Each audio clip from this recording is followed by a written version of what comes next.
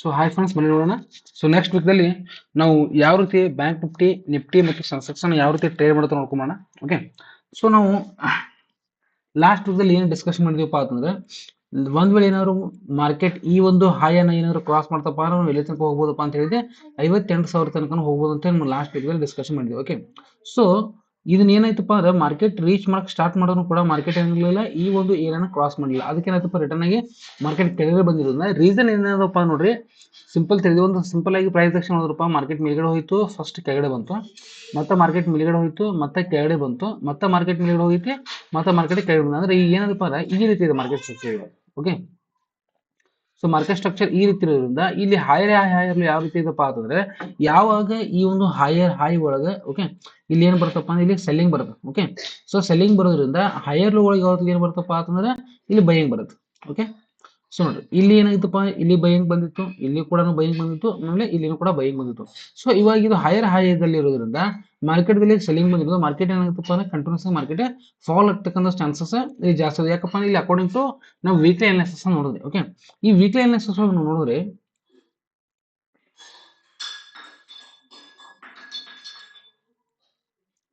ಸ್ವಲ್ಪ ನೀವು zoom in ಮಾಡ್ರಿ. ಓಕೆ, ಮಾರ್ಕೆಟ್ ಏನ್ ಮಾಡ್ತು, ಫಸ್ಟ್ ಮೇಲ್ಗಡೆ ಹೋಯ್ತು, ಓಕೆ, ಆಮೇಲೆ ಕೆಳಗಡೆ ಬಂತು. ಇಲ್ಲಿ ಮೇನ್ ಇಂಪಾರ್ಟೆಂಟ್ ಏನಪ್ಪ ಅಂದ್ರೆ ಇದೇನಿದಿಲ್ಲ, ಇದು ಇಂಪಾರ್ಟೆಂಟ್. ಓಕೆ, ಯಾಕಪ್ಪ ಇವಾಗ ಮಾರ್ಕೆಟ್ ಏನಪ್ಪ ಅಂದ್ರೆ ಒಂದು ಝೋನ್ದಲ್ಲಿ ಸಿಕ್ಕಾಕೊಂಡಿದೆ. ಓಕೆ, ಇನ್ಸೈಡ್ ಕ್ಯಾಂಡಲ್ದಲ್ಲಿ ಯಾವಾಗ ಇದು ಇನ್ಸೈಡ್ ಕ್ಯಾಂಡಲ್ ಒಂದ್ ಸೈಡ್ ಬ್ರೇಕ್ ಮಾಡುತ್ತಾ, ಆ ಸೈಡ್ ಬ್ರೇಕ್ ಮಾಡುವವರೆಗೂ ಕೂಡ ಏನಾಗಂಗಿಲ್ಲಪ್ಪ ಅಂದ್ರೆ ಮಾರ್ಕೆಟ್ ಒನ್ ವೇ ಹೋಗಂಗಿಲ್ಲ. ಸೊ ಟೋಟಲ್ ಆಗಿ ಎಷ್ಟು ಒಂದು ಪಾಯಿಂಟ್ ಇದು ಇನ್ಸೈಡ್ ಕ್ಯಾಂಡಲ್ ಆಗಿತ್ತಪ್ಪ ಅಂತ ಹೇಳ್ಬೋದು ಅಂದ್ರೆ ಸರಿ ಸುಮಾರು 900 ಪಾಯಿಂಟ್. ಓಕೆ, ಸೊ 900 ಪಾಯಿಂಟ್ ಇಂದ ನಾವು ಬ್ರೇಕ್ ಆಗಬೇಕಾಗಿತ್ತಪ್ಪ, ಈ ಒಂದು ಏರಿಯಾನ ಇದನ್ನ ಏನಾದ್ರು ಕನ್ಸೋಲೇಷನ್ ಆಗಿ ಬ್ರೇಕ್ ಮಾಡ್ತಂದ್ರೆ ಫಸ್ಟ್ ನಮಗೆ ಇರ್ತಕ್ಕಂಥ ಟಾರ್ಗೆಟ್ ಯಾವ್ದಪ್ಪ, ಈ ಒಂದು ಏರಿಯಾ ಯಾವಪ್ಪ ಅಂದ್ರೆ 56,400. ಓಕೆ, ಈ 56,400 ಏನೋ ಬ್ರೇಕ್ ಮಾಡ್ಕೊಂಡು ಕೆಳಗಡೆ ಬರಕ್ ಸ್ಟಾರ್ಟ್ ಮಾಡ್ತಪ್ಪ ಅಂದ್ರೆ ಮತ್ತೆ ನಮಗೆ ನೆಕ್ಸ್ಟ್ ಟಾರ್ಗೆಟ್ ಯಾವ್ದು ಇರುತ್ತಪ್ಪ ಅಂತಂದ್ರೆ ಈ ಟಾರ್ಗೆಟ್ ಇರುತ್ತೆ. ನಾ ಹೇಳ್ತಿರೋದು ಸೆಲ್ಲಿಂಗ್ ಸೈಡ್. ಓಕೆ, 55,900. ಓಕೆ, 55,900 ನಮಗೆ ಸೆಕೆಂಡ್ ಟಾರ್ಗೆಟ್ ಇರುತ್ತೆ. ಯಾವಾಗ ಇದು ಒಂದು ಟಾರ್ಗೆಟ್ ಬ್ರೇಕ್ ಮಾಡಿದ್ರೆ 56,750 ಏನಾದ್ರು ಬ್ರೇಕ್ ಮಾಡ್ಕೊಂಡು ಬಂದಪ್ಪ ಅಂದ್ರೆ ಅವಾಗ ಏನಾಗುತ್ತಪ್ಪ ಅಂದ್ರೆ ಫಸ್ಟ್ ಟಾರ್ಗೆಟ್ 56,400 ಇರುತ್ತೆ. ಅದನ್ನು ಕೂಡ ಏನಾದ್ರು ಬ್ರೇಕ್ ಮಾಡ್ಕೊಂಡು ಬತ್ತಪ್ಪ ಅಂತಂದ್ರೆ 56,900 ತನಕ ಮಾರ್ಕೆಟ್ ನಮಗೆ ಕೆಳಗಿನ ಸೈಡ್ ಸೆಲ್ಲಿಂಗ್ ಸೈಡ್ ಬರ್ತಕ್ಕಂಥ ಚಾನ್ಸಸ್ ಜಾಸ್ತಿ ಇರುತ್ತೆ. ಇದನ್ನೇನಾದ್ರು ಮೇಲಿನ ಸೈಡ್ ಹೋಗ್ಬೇಕಾಗಿತ್ತಪ್ಪ ಅಂದ್ರೆ ಒಂದು ಇಲ್ಲೊಂದು ಏನಾಗಬೇಕಿತ್ತಪ್ಪ ಅಂತಂದ್ರೆ ಒಂದು ಗ್ರೀನ್ ಕ್ಯಾಂಡಲ್ ಆಗ್ಬೇಕು. ಓಕೆ, ಈ ಗ್ರೀನ್ ಕ್ಯಾಂಡಲ್ ಆಗ್ಬೇಕು, ಆಮೇಲೆ ಮತ್ತೊಂದು ಇಲ್ಲಿ ರೆಡ್ ಕ್ಯಾಂಡಲ್ ಆಗ್ಬೇಕು. ಈ ರೆಡ್ ಕ್ಯಾಂಡಲ್ ಆದ ಕೂಡಲೇ ಇನ್ನೊಂದು ಗ್ರೀನ್ ಕ್ಯಾಂಡಲ್ ಆಗ್ತದಲ್ಲ, ಅವಾಗ ಏನಾಗುತ್ತಪ್ಪ ಅಂದ್ರೆ ಇದು ಬ್ರೇಕ್ಔಟ್ ಆಗುತ್ತೆ. ಅಲ್ಲಿವರೆಗೂ ಏನಾಗಿಲ್ಲಪ್ಪ ಅಂದ್ರೆ ಬ್ರೇಕ್ಔಟ್ ಆಗಲ್ಲ. ಯಾಕಪ್ಪ ಅಂದ್ರೆ ಇಲ್ಲಿ ಮೇಲಿನ ಸೈಡ್ ಇರೋದ್ರಿಂದ ಸೆಲ್ಲಿಂಗ್ ಪ್ರೆಷರ್ ಜಾಸ್ತಿ ಇದಾವೆ. ಓಕೆ, ಇಲ್ಲಿ ಒಂದು ಸ್ವಲ್ಪ ನೋಡಿದ್ರೆ ಇಲ್ಲಿ ಒಂದು ನೀವು ಟ್ರೆಂಡ್ ಲೈನ್ ತಗೊಂಡಿರ್ತೀವಿ.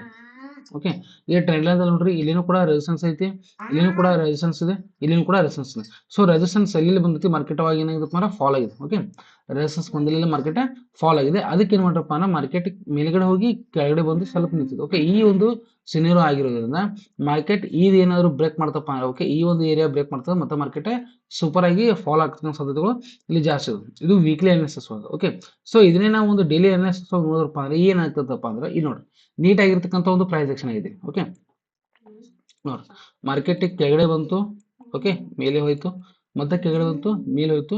ಆದ್ರೆ ಇಲ್ಲಿ ಕೆಳಗಡೆ ಬಂದಿದ್ದು ಮತ್ತೆ ಮೇಲೆ ಹೋಗ್ಲಿಲ್ಲ. ಓಕೆ, ಸೊ ಮೇಲೆ ಹೋಗಿ ಏನಾಯ್ತಪ್ಪ ಅಂದ್ರೆ ಮತ್ತೆ ಮಾರ್ಕೆಟ್ ಇಲ್ಲೇ ಸ್ವಲ್ಪ ಬಂದಿದೆ. ಅಂದ್ರೆ ಈ ನೋಡ್ರಿ ಈ ಒಂದು ನೀವು ಕರೆಕ್ಟ್ ಆಗಿ ಸ್ಟ್ರಕ್ಚರ್ ನೋಡ್ಕೊಂಡ್ರಪ್ಪ ಅಂದ್ರೆ ನೋಡ್ರಿ ಇಲ್ಲೊಂದು ರೆಸಿಸ್ಟೆನ್ಸ್, ಇಲ್ಲಿ ಕೂಡ ಒಂದು ರೆಸಿಸ್ಟೆನ್ಸ್, ಇಲ್ಲಿ ಕೂಡ ರೆಸಿಸ್ಟೆನ್ಸ್. ಅಂದ್ರೆ ಇದೇನಾಗಿದೆಪ್ಪ ಎಂ ಪ್ಯಾಟರ್ನ್ ತರ ಆಗ್ತದೆ. ಓಕೆ, ನೋಡಿ 1 2 3 4. ಓಕೆ, ಸೊ ಇದು ಎಂ ಪ್ಯಾಟರ್ನ್ ಆಗಿರೋದ್ರಿಂದ ಮಾರ್ಕೆಟ್ ಏನಾಗ್ತದಪ್ಪ ಅಂದ್ರೆ ಈ ರೀತಿ ಸ್ಟ್ರಕ್ಚರ್ ಮಾಡಕ್ಕೆ ಸ್ಟಾರ್ಟ್ ಮಾಡುತ್ತೆ. ಓಕೆ, ಇಲ್ಲೇನು ಟ್ರೆಂಡ್ ಎಲ್ಲ ಬಂದಿಲ್ಲ, ಇದೇ ಟ್ರೆಂಡ್ ಲೈನ್ ಇಲ್ಲಿ ಬರಕ್ಕೆ ಸ್ಟಾರ್ಟ್ ಮಾಡುತ್ತೆ. ಇದೇ ಮಾಡುತ್ತಪ್ಪ ಮಾರ್ಕೆಟ್ ಸ್ವಲ್ಪ ಇಲ್ಲಿ ಮೇಲ್ಗಡೆ ಹೋಗುತ್ತೆ, ಮೇಲ್ಗಡೆ ಹೋಗಿ ಮತ್ತೆ ಇಲ್ಲಿ ಸೆಲ್ಲಿಂಗ್ ಪ್ರೆಷರ್ ಬರುತ್ತೆ, ಮತ್ತೆ ಬರುತ್ತೆ, ಮತ್ತೆ ಇಲ್ಲಿ ಸ್ವಲ್ಪ ಮೇಲ್ಗಡೆ ಹೋಗುತ್ತೆ, ಮತ್ತೆ ಇಲ್ಲಿ ಸೆಲ್ಲಿಂಗ್ ಪ್ರೆಷರ್ ಬರುತ್ತೆ, ಮತ್ತೆ ಕೆಳಗೆ ಬರುತ್ತೆ, ಮತ್ತೆ ಮೇಲ್ಗಡೆ ಹೋಗುತ್ತೆ, ಇಲ್ಲಿ ಸೆಲ್ಲಿಂಗ್ ಪ್ರೆಷರ್ ಬರುತ್ತೆ, ಮತ್ತೆ ಬರುತ್ತೆ. ಎಲ್ಲಿವರೆಗೂ ಇದೆ ಟ್ರೆಂಡ್ ಲೈನ್ ಬ್ರೇಕ್ ಮಾಡಂಗಿಲ್ಲ ಅಲ್ಲಿವರೆಗೂ ಏನಾಗಂಗಿಲ್ಲಪ್ಪ ಅಂದ್ರೆ ಮಾರ್ಕೆಟ್ ಮತ್ತೆ ಮೇಲಿನ ಸೈಡ್ ಹೋಗ್ತಕ್ಕಂಥ ಚಾನ್ಸಸ್ ಇಲ್ಲಿ ಜಾಸ್ತಿ ಇದೆ.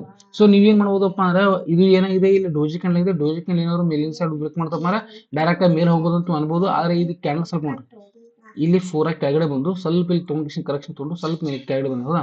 ಸೊ ಅಕಸ್ಮಾತ್ ಪೂರಾ ಮೇಲ್ಗಡೆ ಹೋದ್ರು ಕೂಡ ಪೂರಾ ಇಲ್ಲಿ ಇದು ಬ್ರೇಕ್ ಮಾಡಂಗಿಲ್ಲ. ಓಕೆ, ಸೊ ಇದು ಬ್ರೇಕ್ ಮಾಡೋದು ಸ್ವಲ್ಪ ಇಲ್ಲಿ ಮೇಲ್ಗಡೆ ಹೋಗಿ ಮತ್ತೆ ಇಲ್ಲಿ ಮಾರ್ಕೆಟ್ ಕೆಳಗಡೆ ಬರ್ತಕ್ಕಂಥ ಸಾಧ್ಯತೆಗಳು ಇಲ್ಲಿ ಜಾಸ್ತಿ ಇರ್ತವೆ. ಸೊ ಹೀಗಾಗಿ ಏನ್ ಮಾಡ್ರಪ್ಪ ನೀವು ನೆಕ್ಸ್ಟ್ ವೀಕ್ ದಲ್ಲಿ ಸೆಲ್ಲಿಂಗ್ ಸೈಡ್ ಏನ್ ಮಾಡ್ರಪ್ಪ ಅಂದ್ರೆ ಸ್ವಲ್ಪ ನೀವು ಇಂಪಾರ್ಟೆನ್ಸ್ ಕೊಟ್ರೆ ಅಂತ ಹೇಳಿ ನನ್ನ ಒಂದು ಅಭಿಪ್ರಾಯ. ಯಾಕಪ್ಪ ನೀವು ಅಕಸ್ಮಾತ್ ಏನಾದ್ರು ಹೆವಿ ಆಗಿರ್ತಕ್ಕಂಥ ಒಂದು ಗ್ಯಾಪ್ ಆಯ್ತಪ್ಪ ಅಂತಂದ್ರೆ ಅವಾಗ ಏನಾಗ್ಬೋದಪ್ಪ ಅಂದ್ರೆ ಮತ್ತೆ ಮಾರ್ಕೆಟ್ ಸ್ಟ್ರಕ್ಚರ್ ಚೇಂಜ್ ಹಾಕಿಸಿಂದ ಪ್ರೈಸ್ ಆಕ್ಷನ್ ಚೇಂಜ್ ಹಾಕಿಸಿಂದ ಮತ್ತೆ ಮಾರ್ಕೆಟ್ ಒಂದ್ ಸೈಡ್ ತಗೋತಕ್ಕಂಥ ಚಾನ್ಸಸ್ ಜಾಸ್ತಿ ಇದೆ.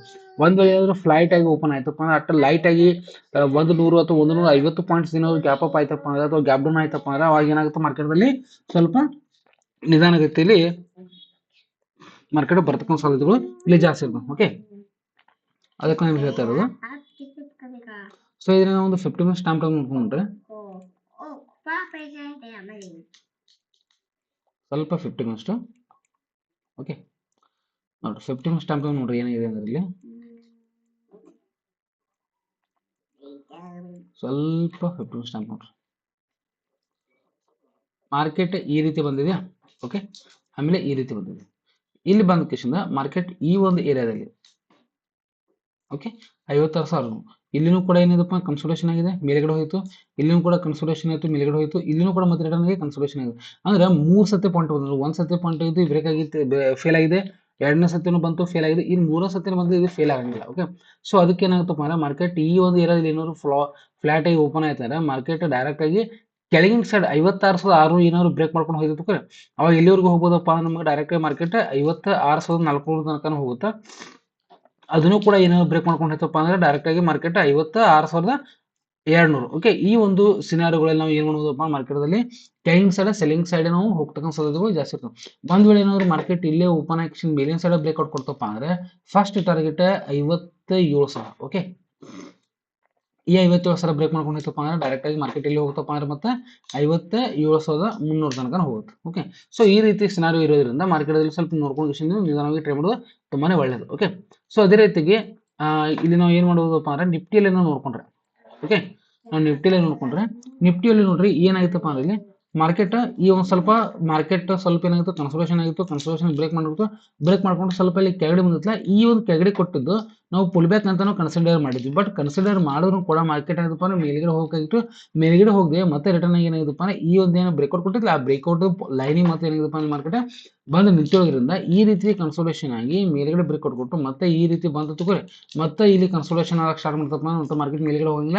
ಮಾರ್ಕೆಟ್ ಮತ್ತೆ ಈ ಒಂದು ಲೈನ್ ಏನಾದ್ರು ಲೋ ಕ್ರಾಸ್ ಮಾಡ್ತಪ್ಪ ಅಂದ್ರೆ ಮಾರ್ಕೆಟ್ ಮತ್ತೆ ಕೆಳಗಡೆ ಫಾಲ್ ಆಗ್ತಕ್ಕಂಥ ಚಾನ್ಸಸ್ ಜಾಸ್ತಿ, ಮತ್ತೆ ಇಲ್ಲಿ ಹೆವಿ ಆಗಿರ್ತಕ್ಕಂಥ ಫಾಲ್ ಕೂಡ ನಾವು ಇಲ್ಲಿ ನೋಡ್ತಕ್ಕಂಥ ಸಾಧ್ಯತೆಗಳು ಇಲ್ಲಿ ಜಾಸ್ತಿ ಇರ್ತವೆ. ಓಕೆ, ಸೊ ಇದನ್ನ ನಾವು ಒಂದು ಒನ್ ಡೇ ಕ್ಯಾಲೆಂಡರ್ದಲ್ಲಿ ನೋಡ್ಕೊಂಡ್ ಬಂದ್ರೆ ಇಲ್ಲಿ ಕೂಡ ನೋಡಿ ತುಂಬಾನೇ ಈಸಿ ಆಗಿರ್ತಕ್ಕಂಥದ್ದು. ಏನಾಗಿತ್ತಪ್ಪ ಅಂದ್ರೆ ಕನ್ಸಲ್ಟೇಷನ್ ಆಗಿತ್ತು, ಮೇಲ್ಗಡೆ ಹೋಗಿತ್ತು, ಮತ್ತೆ ಕೆಳಗಡೆ ಬಂದು ಸ್ವಲ್ಪ ಲೈಟ್ ಆಗಿ ಕರೆಕ್ಷನ್ ತೊಗೊಂಡು ನೋಡ್ರಿ, ಜಾಸ್ತಿ ಕರೆಕ್ಷನ್ ತೊಗೊಂಡು ಲೈಟ್ ಆಗಿ ಕರೆಕ್ಷನ್ ತೊಗೊಂಡು ಸ್ವಲ್ಪ ಮೇಲ್ಗಡೆ ಹೋಗಿ ಸ್ವಲ್ಪ ಏನು ಮಾರ್ಕೆಟ್ ಈ ಒಂದು ಏನು ಬ್ರೇಕ್ಔಟ್ ಕೊಟ್ಟಿದ್ರೆ ಓಕೆ, ಇಲ್ಲಿನೂ ಕೂಡ ನೋಡ್ರಿ ಎಂ ಪ್ಯಾಟರ್ನ್ ಆಗಿದೆ.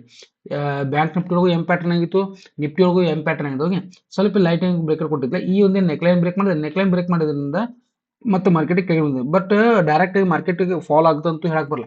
ಸಿನಾರಿಯೋ ಏನಾಗ್ಬೋದಪ್ಪ ಅಂದ್ರೆ ಒಂದ್ ವೇಳೆ ಏನಾದ್ರು ಈ ರೆಡ್ ಕ್ಯಾಂಡಲ್ ಹತ್ರ ಈ ಒಂದು ದೊಡ್ಡದಾಗಿರ್ತಕ್ಕಂಥ ಒಂದು ಗ್ರೀನ್ ಕ್ಯಾಂಡಲ್ ಆಯ್ತಪ್ಪ ಅಂದ್ರೆ ಮತ್ತೆ ಎಂ ಪ್ಯಾಟರ್ನ್ ಫೇಲ್ ಆಗಿಂದ ಮತ್ತೆ ಮಾರ್ಕೆಟ್ ಮೇಲಿನ ಸೈಡ್ ಹೋಗ್ತಕ್ಕಂಥ ಸಾಧ್ಯತೆಗಳು ಜಾಸ್ತಿ ಇದಾವೆ. ಬಟ್ ಡಿಪೆಂಡ್ ಅಪಾನ್ ಏನಪ್ಪಾ ಅಂದ್ರೆ ಒಂದ್ ವೇಳೆ ಏನಾದ್ರು ಈ ಒಂದು ಏರಿಯಾ ಏನಾದ್ರು ಬ್ರೇಕ್ ಮಾಡ್ತಪ್ಪ ಅಂದ್ರೆ ಮತ್ತೆ ಮಾರ್ಕೆಟ್ ಕೆಳಗಡೆ ಬಂದ ಕಿಶಿಂದ ಎಲ್ಲಿವರೆಗೂ ಹೋಗ್ಬೋದಪ್ಪ ಅಂದ್ರೆ 25,000 ತನಕ ಮಾರ್ಕೆಟ್ ಹೋಗ್ಬೋದು. ಒಂದ್ ವೇಳೆ ಏನಾದ್ರು 20,000 ಬ್ರೇಕ್ ಮಾಡ್ತಪ್ಪ ಅಂದ್ರೆ ಮತ್ತೆ ಡೈರೆಕ್ಟ್ ಎಲ್ಲಿ ಹೋಗ್ಬೋದು ಅಂದ್ರೆ 24,750 ತನಕ ಮಾರ್ಕೆಟ್ ಇಲ್ಲಿ ಕೆಳಗಡೆ ಹೋಗ್ತಕ್ಕಂಥ ಸಾಧ್ಯತೆಗಳು ಇಲ್ಲಿ ಜಾಸ್ತಿ ಇರ್ತವೆ. ಓಕೆ, ಸೊ ಇದನ್ನ ಒಂದು 50 ಮಿನಿಟ್ಸ್ ಟೈಮ್ ತಂದು ನೋಡ್ಕೊಂಡ್ರೆ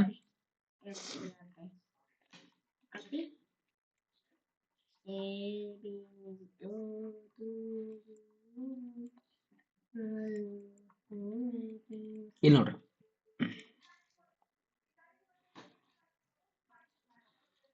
ಮಾರ್ಕೆಟ್ ಇಲ್ಲಿ ಏನಾಗಿತ್ತಪ್ಪ ಹೆವಿ ಆಗಿರ್ತಕ್ಕಂಥ ಸಪೋರ್ಟ್ ಮಾಡಿತ್ತು. ಓಕೆ, ಸೊ ಮಾರ್ಕೆಟ್ ಹೆವಿಯಾಗಿ ಸಪೋರ್ಟ್ ಮಾಡೋದ್ರಿಂದ ಇಲ್ಲಿ ನೋಡ್ರಿ ಈ ಸ್ಪೇಸ್ ಅಲ್ಲಿ ಬಂದಾಗ ಮಾರ್ಕೆಟ್ ಮೇಲೆ ಹೋಗಿತ್ತು, ಈ ಸ್ಪೇಸ್ ಅಲ್ಲಿ ಬಂದ್ರು ಮಾರ್ಕೆಟ್ ಮೇಲೆ ಹೋಗಿತ್ತು. ಬಟ್ ಈ ಸ್ಪೇಸ್ ಅಲ್ಲಿ ಬಂದ್ರು ಕೂಡ ಮಾರ್ಕೆಟ್ ಮೇಲ್ಗಡೆ ಹೋಗಬೇಕಿತ್ತು, ಏನಾಗಿತ್ತಪ್ಪ ಅಂದ್ರೆ ಮಾರ್ಕೆಟ್ ಫೇಲ್ ಆಗಿದೆ.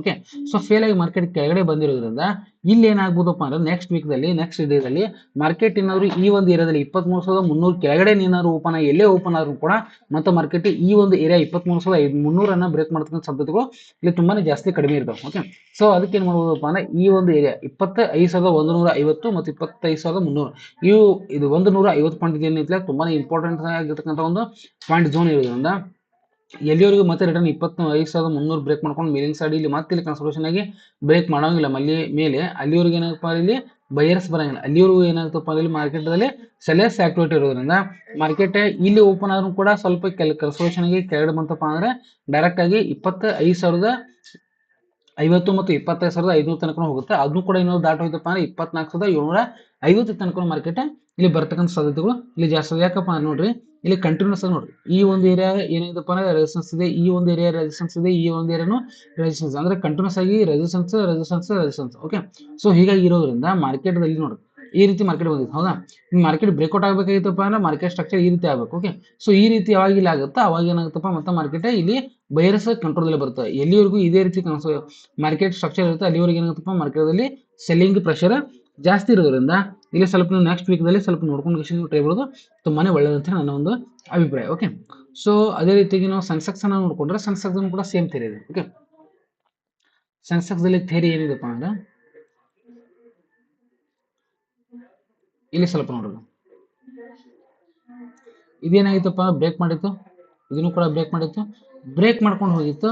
ಆದ್ರೆ ಇಲ್ಲಿ ಏನಾಗಿತ್ತು ಮೇಲ್ಗಡೆ ಹೋಗಿ ಏನಾಗಿತ್ತಪ್ಪ ರಿಟರ್ನ್ ಆಗಿ ಮಾರ್ಕೆಟ್ ಇಲ್ಲಿ ಕೆಳಗಡೆ ಬಂದಿತ್ತು, ಹೌದಾ? ಸೊ ಮತ್ತೆ ಏನಾಗ್ತಪ್ಪ ಅಂದ್ರೆ 85,200 ಈ ಮಾರ್ಕೆಟ್ ಬ್ರೇಕ್ ಮಾಡ್ತಾರೆ. ಮತ್ತೆ ಇದೇ ಏನು ಝೋನ್ ಇದ್ರೆ ಈ ಝೋನ್ ದಲ್ಲಿ ಮಾರ್ಕೆಟ್ ಏನಾಗ್ತಪ್ಪ ಬಿದ್ದುಬಿಡುತ್ತೆ. ಓಕೆ, 81,000 ಮತ್ತು 82,000 ಈ ಒಂದು ಝೋನ್ ದಲ್ಲಿ ಮಾರ್ಕೆಟ್ ಬಿತ್ತಪ್ಪ ಅಂದ್ರೆ ಮತ್ತೆ ಕನ್ಸೋಲೇಷನ್ ಸ್ಟಾರ್ಟ್ ಮಾಡ್ತಾರೆ. ಮತ್ತೆ ಮೇಲ್ಗಡೆ ಹೋಗ್ಬೇಕು, ಮತ್ತೆ ಕನ್ಸೋಲೇಷನ್ ಆಗಿ ಬ್ರೇಕ್ ಮಾಡಬೇಕು. ಅವಾಗ ಏನಾಗುತ್ತಪ್ಪ ಅಂದ್ರೆ ಮಾರ್ಕೆಟ್ ಬೈಯರ್ಸ್ ಅಲ್ಲೇ ಬರ್ತದೆ. ಒಂದು ವೇಳೆ ಏನಾದ್ರು ಕನ್ಸೋಲೇಷನ್ ಆಗಿ ಕೆಳಗಡೆ ಫಾಲ್ ಆಗಕ್ಕೆ ಸ್ಟಾರ್ಟ್ ಮಾಡ್ತಪ್ಪ ಅಂದ್ರೆ ಮಾರ್ಕೆಟ್ ಸ್ಪೀಡ್ ಆಗಿ ಮಾರ್ಕೆಟ್ ಕೆಳಗಡೆ ಫಾಲ್ ಆಗ್ತಕ್ಕಂಥ ಸಾಧ್ಯತೆಗಳು ಇಲ್ಲಿ ಜಾಸ್ತಿ ಇರ್ತವೆ. ಓಕೆ, ಇಲ್ಲಿ ಡೇ ಕ್ಯಾಂಡಲ್ ನೋಡ್ರಿ, ಸೊ ಡೇ ಕ್ಯಾಂಡಲ್ ನೋಡ್ರಿ ಸೇಮ್ ಇಲ್ಲಿ ಏನಾಗಿದೆಪ್ಪ ಅಂದ್ರೆ ಇಲ್ಲಿ ಎಂ ಪ್ಯಾಟರ್ನ್ ಆಗಿದೆ, ಹೌದಾ? ಮೇಲೆಗಡೆ ಹೋಗಿದೆ, ಕೆಳಗೆ ಬಂದಿದೆ, ಮೇಲೆಗಡೆ ಹೋಗಿದೆ, ಮತ್ತೆ ಕೆಳಗೆ ಬಂದಿದೆ, ಹೌದಾ? ಸೊ ಎಂ ಪ್ಯಾಟರ್ನ್ ಆಗಿರೋದ್ರಿಂದ ಈ ಒಂದು ನಿಧಾನವಾಗಿ ಇಲ್ಲಿ ಏನು ಟಚ್ ಕೊಟ್ಟಪ್ಪ ಅಂದ್ರೆ ಇಲ್ಲಿ ಒಂದು ಪಾಯಿಂಟ್, ಓಕೆ, ಆಮೇಲೆ ಇಲ್ಲಿ ಒಂದು ಪಾಯಿಂಟ್. ಓಕೆ, ಮಾರ್ಕೆಟ್ ಏನಾಗುತ್ತಪ್ಪ ಅಂದ್ರೆ ಮೇಲೆಗಡೆ ಹೋಯ್ತಪ್ಪ ಅಂದ್ರೆ ಇಲ್ಲಿ ಏನಾಗುತ್ತಪ್ಪ ಅಂದ್ರೆ ಇಲ್ಲಿ ರೆಸಿಸ್ಟೆನ್ಸ್ ಬರುತ್ತೆ. ರೆಸಿಸ್ಟೆನ್ಸ್ ಬಂದ ಮತ್ತೆ ಇಲ್ಲಿ ಒಂದು ರೆಡ್ ಕ್ಯಾಂಡಲ್ ಆಯ್ತಪ್ಪ ಅಂದ್ರೆ ಮತ್ತೆ ಮಾರ್ಕೆಟ್ ಕೆಳಗಡೆ ಫಾಲ್ ಆಗ್ತಕ್ಕಂಥ ಸಾಧ್ಯತೆಗಳು ಇಲ್ಲಿ ಜಾಸ್ತಿ ಇರ್ತವೆ. ಇದು ಯಾವಾಗ ಇದು ನೆಕ್ಲೈನ್ ಬ್ರೇಕ್ ಇದೆ ಮತ್ತೆ ನೆಕ್ಲೈನ್ ಮೇಲ್ಗಡೆ ಹೋಗಬೇಕಾಗಿತ್ತಪ್ಪ ಅಂದ್ರೆ ಇಲ್ಲೊಂದು ದೊಡ್ಡ ಕ್ಯಾಂಡಲ್ ಆಗಬೇಕು, ಯಾವ್ದಪ್ಪ ಅಂದ್ರೆ ಗ್ರೀನ್ ಕ್ಯಾಂಡಲ್ ಆಗಬೇಕು. ಅವಾಗ ಮತ್ತೆ ಮಾರ್ಕೆಟ್ ಏನಾಗುತ್ತೆ ಬಯರ್ಸ್ ಬರುತ್ತೆ. ಎಲ್ಲಿವರೆಗೂ ಇದು ಮಾರ್ಕೆಟ್ ಈ ಒಂದು ನೆಕ್ಲೈನ್ ಬ್ರೇಕ್ ಮಾಡದೆ ಮೇಲ್ಗಡೆ ಹೋಗಿ ಇದೇನು ಟ್ರೆಂಡ್ ಲೈನ್ ಇದೆ ಈ ಟ್ರೆಂಡ್ ಲೈನ್ ಕಂಟಿನ್ಯೂಸ್ ಆಗಿ ರೆಸಿಸ್ಟೆನ್ಸ್ ಹಿಟ್ ಮಾಡೋ ಎಲ್ಲಿವರೆಗೂ ಸ್ಟಾಪ್ ಆಗಿಲ್ಲ ಅಲ್ಲಿವರೆಗೂ ಏನಾಗ್ತಪ್ಪ ಅಂದ್ರೆ ಮಾರ್ಕೆಟ್ ಮೇಲ್ಗಡೆ ಹೋಗುತ್ತೆ, ಸೆಲ್ಲಿಂಗ್ ಬರುತ್ತೆ, ಮೇಲ್ಗಡೆ ಹೋಗುತ್ತೆ ಮತ್ತೆ ಸೆಲ್ಲಿಂಗ್ ಬರುತ್ತೆ. ಸೊ ಹೀಗೆ ಏನು ಮಾಡ್ರಪ್ಪ ನೆಕ್ಸ್ಟ್ ವೀಕ್ದಲ್ಲಿ ಬೈಯರ್ಸ್ಗಿಂತ ಸೆಲ್ಲಿಂಗ್ಸ್ ಆಕ್ಟಿವಿಟಿ ಜಾಸ್ತಿ ಇರ್ತಾವೆ. ಓಕೆ, ಸೊ ಇದನ್ನು ಕೂಡ ನಾವು ಒಂದು 15 ಮಿನಿಟ್ಸ್ ಟೈಮ್ ನೋಡ್ಕೊಂಡ್ರೆ ಸೇಮ್ ಥಿಯರಿ ಅಗಳೇ ಏನಿತ್ತಲ್ಲ ನಿಫ್ಟಿದು ಅದೇ ಕೂಡ ಏನಾಗುತ್ತಪ್ಪ ಅಂದ್ರೆ ಥಿಯರಿಯಾಗಿ ಇಲ್ಲಿ ಕನ್ವರ್ಟ್ ಆಗುತ್ತೆ.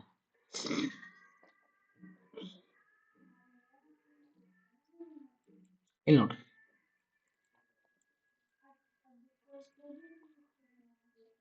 ಮಾರ್ಕೆಟ್ ಏನು ಮಾಡಿತ್ತಪ್ಪ ಅಂದ್ರೆ ಈ ಒಂದು ಝೋನ್ದಲ್ಲಿ ಕಂಟಿನ್ಯೂಸ್ ಆಗಿ ಹೆವಿ ಆಗಿರ್ತಕ್ಕಂಥ ಸಪೋರ್ಟ್ ತಗೊಂಡಿತ್ತ. ಬಂದಾಗ ಏನಾಗ್ತಿತ್ತಪ್ಪ ಅಂದ್ರೆ ಇಲ್ಲಿ ಕಂಟಿನ್ಯೂಸ್ ಆಗಿ ಮೇಲ್ಗಡೆ ಬೌನ್ಸ್ ಬೇಕಾಗ್ತಿತ್ತು.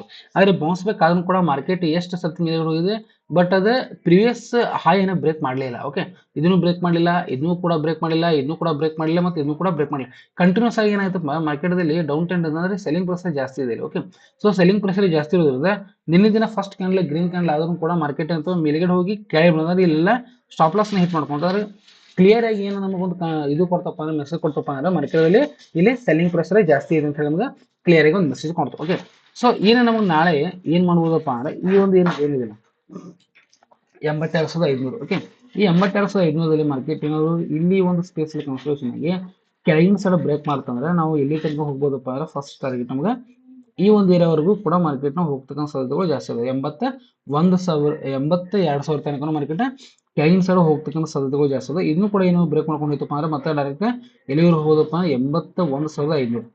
ಓಕೆ, 81,500 ತನಕ ಮಾರ್ಕೆಟ್ ಹೋಗ್ತಕ್ಕಂಥ ಸಾಧ್ಯತೆಗಳು ಇಲ್ಲಿ ಜಾಸ್ತಿ ಇರ್ತವೆ. ಸೊ ಹೀಗಾಗಿ ಏನ್ ಮಾಡ್ರಪ್ಪ ಅಂದ್ರೆ ಮಾರ್ಕೆಟ್ದಲ್ಲಿ ನೆಕ್ಸ್ಟ್ ವೀಕ್ದಲ್ಲಿ ನೀವು ಸ್ವಲ್ಪ ಟ್ರೇಡ್ ಮಾಡ್ಬೇಕಾಗಿತ್ತಪ್ಪ ಅಂದ್ರೆ ನೀವು ಬೈಯಂಗನ್ನು ಮಾಡ್ಬೇಕಾಗಿತ್ತಪ್ಪ ಅಂದ್ರೆ ಎಲ್ಲಿವರೆಗೂ ಈ ಒಂದು ರೌಂಡ್ ಫಿಗರ್ ಆಗಿರ್ತಕ್ಕಂಥದ್ದು 83,000 ಬ್ರೇಕ್ ಮಾಡಂಗಿಲ್ಲ ಅಲ್ಲಿವರೆಗೂ ನೀವು ಬೈ ಮಾಡ್ಲಾಕ್ ಹೋಗ್ಬೇಡಿ. ಏನಾಗ್ತಪ್ಪ ಅಂದ್ರೆ ನೀವು ಬೈ ಮಾಡಿದ್ರಪ್ಪ ಮಾರ್ಕೆಟ್ ಮೇಲ್ಗಡೆ ಹೋಗುತ್ತೆ, ಕೆಳಗಡೆ ಹೋಗುತ್ತೆ, ಮೇಲ್ಗಡೆ ಹೋಗುತ್ತೆ, ಕೆಳಗಡೆ ಹೋಗುತ್ತೆ. ಅಂದ್ರೆ ಇಲ್ಲಿ ಮಾರ್ಕೆಟ್ದಲ್ಲಿ ಸೆಲ್ಲಿಂಗ್ ಪ್ರೆಷರ್ ಜಾಸ್ತಿ ಇರೋದ್ರಿಂದ ಸ್ವಲ್ಪ ನೀವು ನಿಧಾನವಾಗಿ ನೋಡ್ಕೊಂಡು ಟ್ರೇಡ್ ಮಾಡೋದು ತುಂಬಾನೇ ಒಳ್ಳೇದು. ಓಕೆ, ಸೊ ಅದೇ ರೀತಿ ನಿಮ್ಗೆ ಯಾರಾದರೂ ಫ್ರೆಂಡ್ಸ್ ಇದ್ರಪ್ಪ ಅಂದ್ರೆ ಅವರಿಗೆ ಈ ಚಾನಲ್ನ ಸಬ್ಸ್ಕ್ರೈಬ್ ಮಾಡೋಕೆ ಸ್ವಲ್ಪ ಸಜೆಸ್ಟ್ ಮಾಡಿ. Okay, thank you.